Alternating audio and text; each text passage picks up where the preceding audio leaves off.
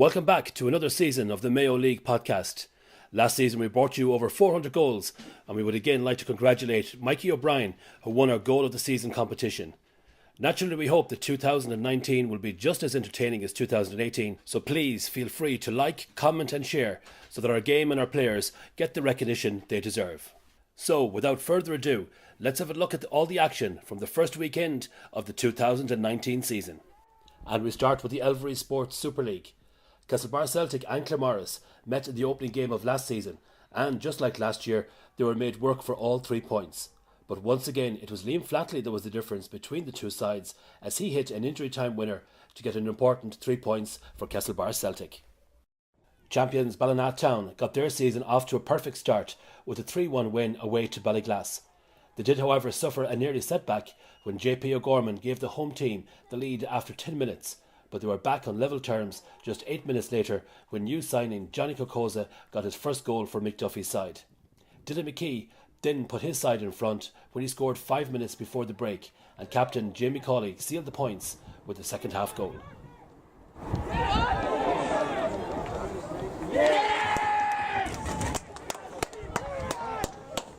Manager, Mick, what's your thoughts on that hard fought win by the Glass 3-1? Yeah, hard fought and difficult conditions.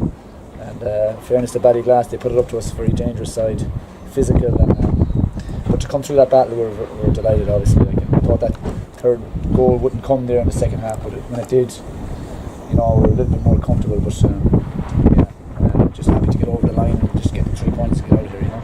The Ballyglass manager, Tom, what's your thoughts on that defeat today after making such a great start for the goal from JP after 9 minutes? Yeah, it's very disappointing because I thought we got, as you said, we got off to a great start. We got 1-0 up, then gave away a sloppy goal, which is something we're trying to improve on. We gave away too many goals last year, and we're trying to better that this year. And then we go and do that. Then the second goal, I think, was offside. I think the linesman put up the flag and the ref overruled him.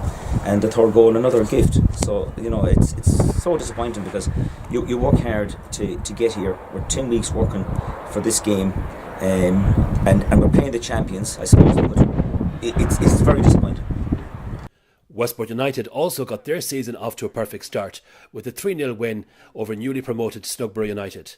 Phil Keegan gave Westport the lead on 15 minutes as his deft touch took the ball past the Snugborough keeper after Joe Lawless found him in space on the edge of the box. It was the product of a fine passing move involving 6 Westport players. They had to wait until the 65th minute to make it 2-0 when Jasper Frisch got on the end of a cross from substitute Brandon Scahill to double Westport's lead. It stayed that way until more or less the last minute of the game when another substitute, Darren Brown, completed the scoring with a neat finish from inside the area.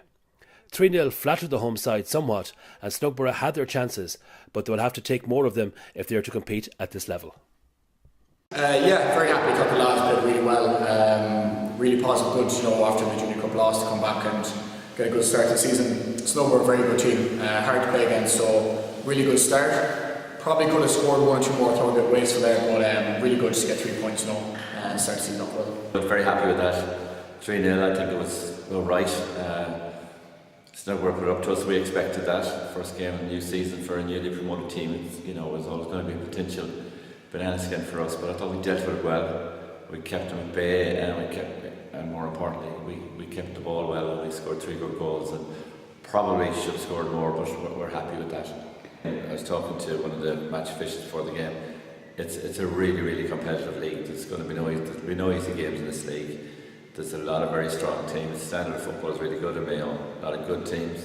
So, we won't be looking any further than our next game, whenever that'll be. We're not worried about winning a league. As we talked about before the game, you won't win the league in the first month of the season or in the first 6 weeks of the season, but you could lose it if you don't start well. So that's why it was really, really important for us to get off with a win today.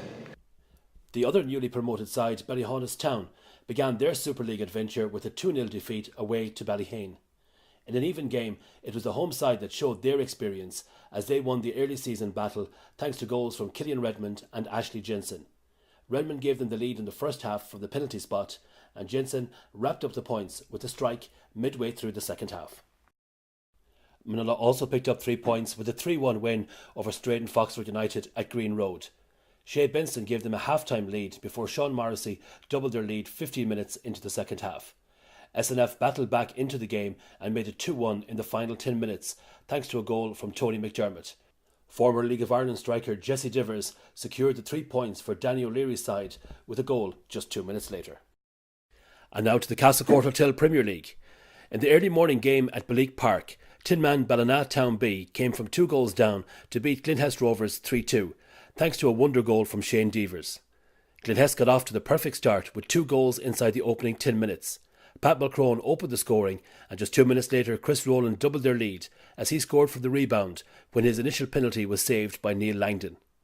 Ballina reduced the deficit 5 minutes before the break thanks to Shane Devers, and then Malachy McCarn headed them level in the 65th minute.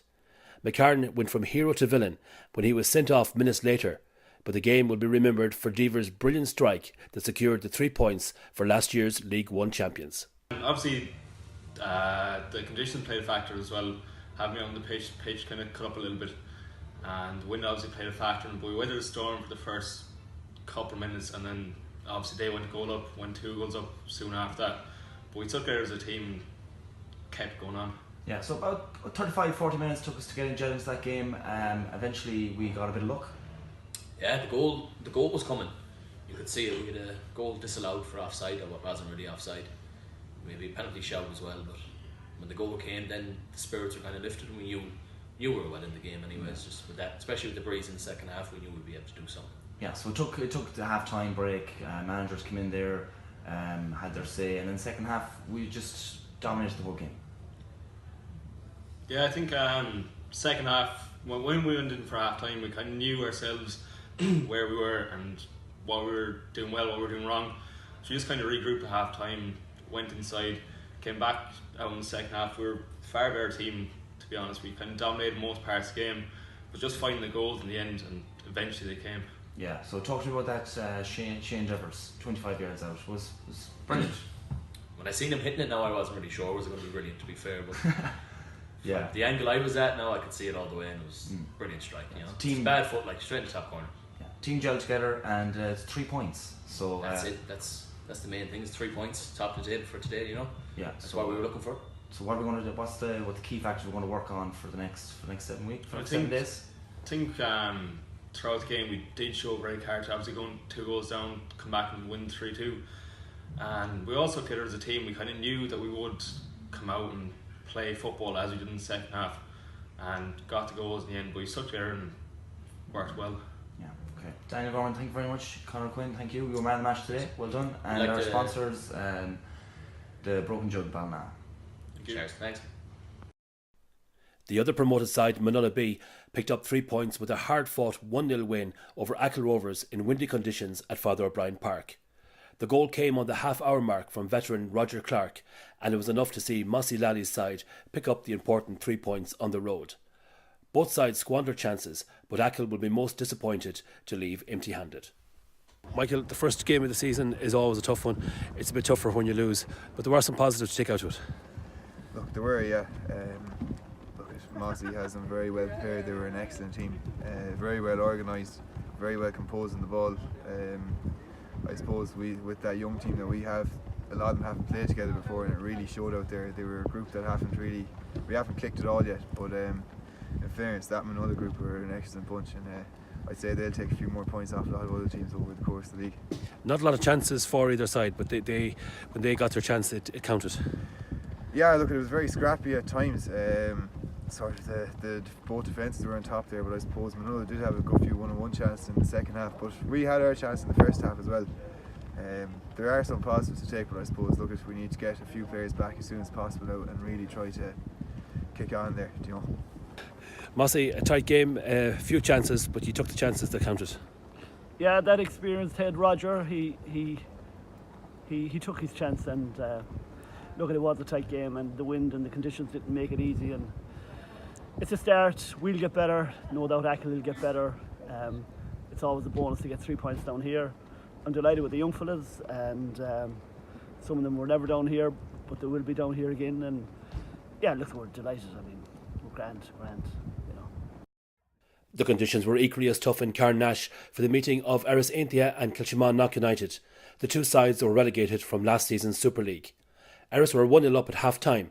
Brendan Nallen headed them in front after Kyle O'Reilly's cross hit the crossbar and fell perfectly for Nallen.